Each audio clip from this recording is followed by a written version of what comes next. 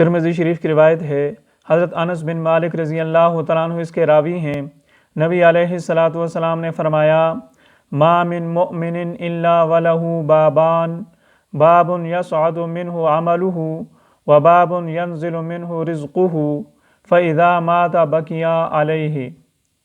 کہ ہر مومن انسان کے لیے آسمان میں 2 دروازے متعین ہیں، ایک دروازے سے اس کے نیک اعمال اوپر جاتے ہیں اور دوسرے دروازے سے اس کا رزق اتارا جاتا ہے۔ جب یہ انسان مومن آدمی مر جاتا ہے تو وہ دونوں دروازے روتے ہیں، جس سے اس کا رزق آتا تھا وہ بھی روتا ہے، جس سے اس کے نیک اعمال اوپر جاتے تھے وہ دروازہ بھی روتا ہے۔ پھر نبی علیہ السلام نے یہ آیت پڑھی، فما بکت علیہم السماء والارض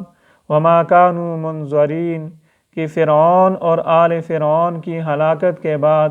نہ ان پر آسمان رویا، نہ ان پر زمین روئی، اور نہ عذاب کے آ جانے کے بعد ان کو کوئی مہلت ملی کہ وہ توبہ کر لیں یا کوئی اور راہ راست پر آ جائیں۔